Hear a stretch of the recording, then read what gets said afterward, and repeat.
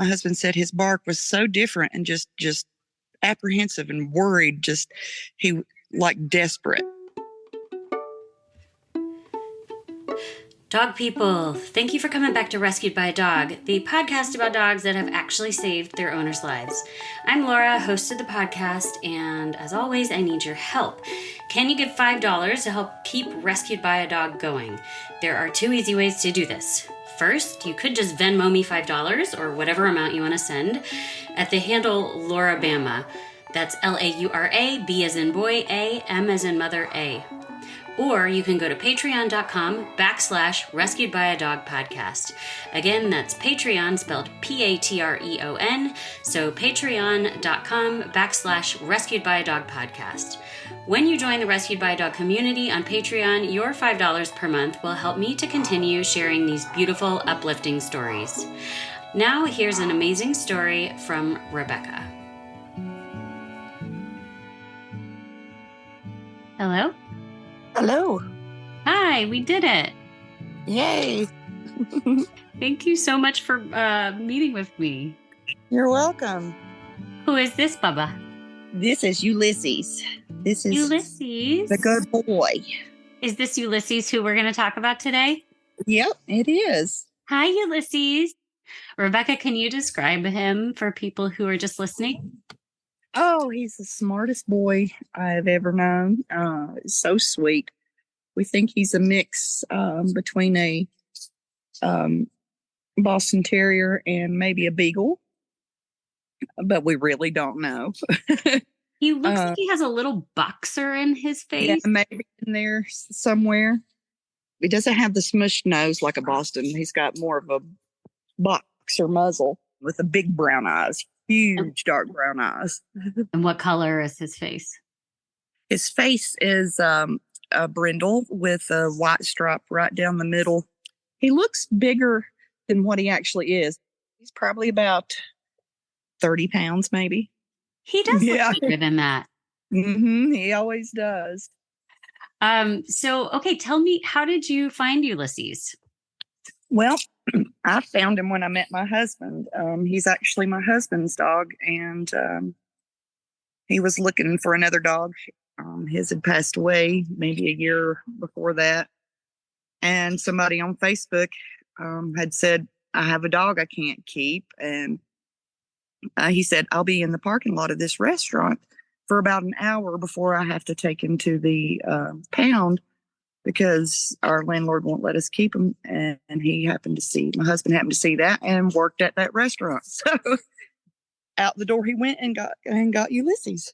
And he was not quite old enough to be weaned. So he bottle fed him for a couple of weeks before he weaned him. He's 7 years old now. And how long have you known him?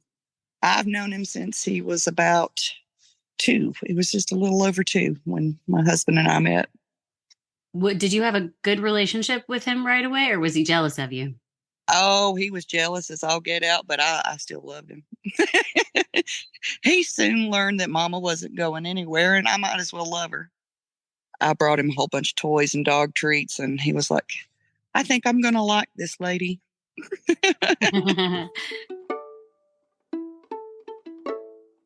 Do y'all let him sleep in the bed with you? Yep, we do. All 3 of them. 3 dogs. Yeah. How do you get any sleep? They actually are very sound sleepers most of the time. They'll wake up about 3 in the morning, need to go out to go potty, and that's about it. So what is he like in general? He is very curious and very inquisitive and talkative. My husband taught him to say, I want one for a treat. Yeah, he'll go, oh, oh. So I understand that there was one time when he did something pretty extraordinary for you. Can you tell me that story? Yeah, I suffer from severe sleep apnea and narcolepsy and Hashimoto's hyperthyroidism. So I'm pretty much a slug. Sleep apnea is a condition where when you're laying down, your throat closes off so that you can't get sufficient air when you're asleep.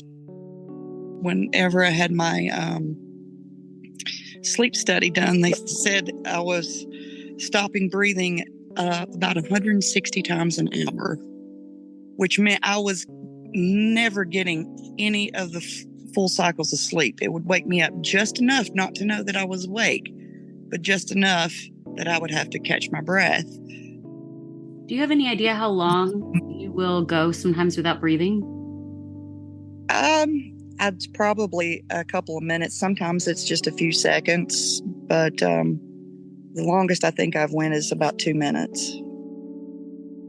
So they put me on a CPAP, and that helped tremendously.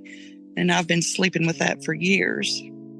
And the CPAP, what it does is it fits around your face so that and forces air into your lungs and through your mouth all night, so that if you start to your throat starts to close off, that air is still forcing down in your lungs so that you don't stop breathing. Before the CPAP, it was such a struggle just to even make a sentence, collect my thoughts. And sometimes I would be driving home from work and just realize I had no idea where I was, even though I was on my way home and I've been there 100 times, just because the oxygen wasn't getting to my brain the way it was supposed to. And when you sleep, that's when you store your memories and all your functions throughout the day. And I was never getting a full cycle of sleep. So a lot of my memories, even from childhood, are just not there. My family go, "Do you remember when?" And I'm like, no. But one day, I fell asleep on the bed watching TV without meaning to, because the narcolepsy decided it was going to go and pass me on out. And we live in a tiny A-frame, and it's got a basement. My husband, he's always down in the basement tinkering with something. And apparently Ulysses had tried to wake me up several times and couldn't. And so he ran down to the bottom of the steps and started barking at him. And he's like, "What's going on?" And then Ulysses ran back up the steps. Then he ran back down. Then he ran back up. And my husband said his bark was so different and just apprehensive and worried, he like desperate. So my husband Josh followed him up the steps, and there I was, not breathing, turning blue. Yeah, I don't know how much longer it would have been before I would have been on out.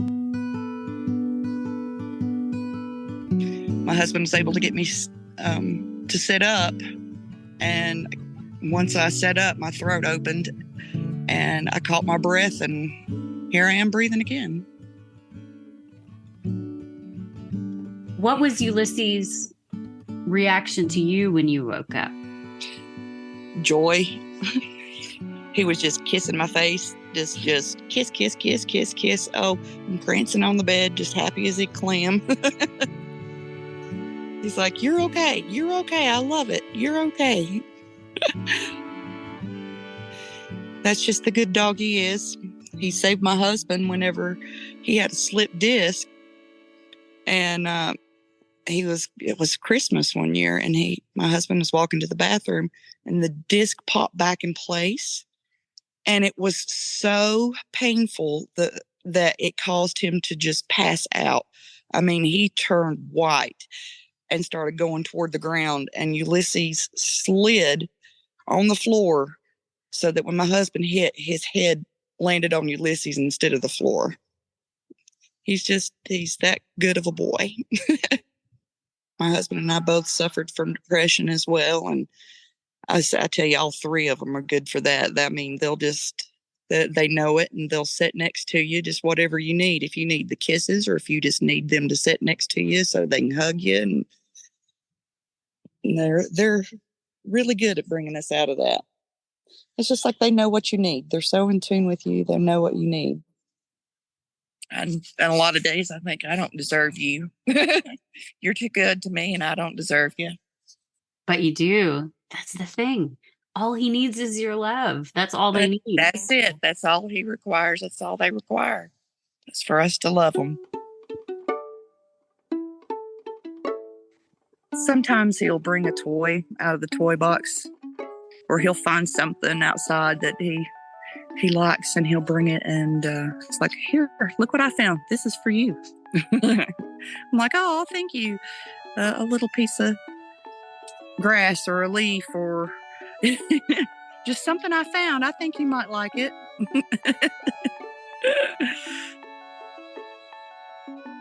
We have harmonica, and sometimes my husband will play it, and he'll sing along with it, which also reminds me of a beagle, the way he does, the way he howls and sings along. So my husband will play, and he'll just go sing along with it. If Ulysses could speak human English, what would you like to say to him? I would like to say thank you. Thank you for being our rock,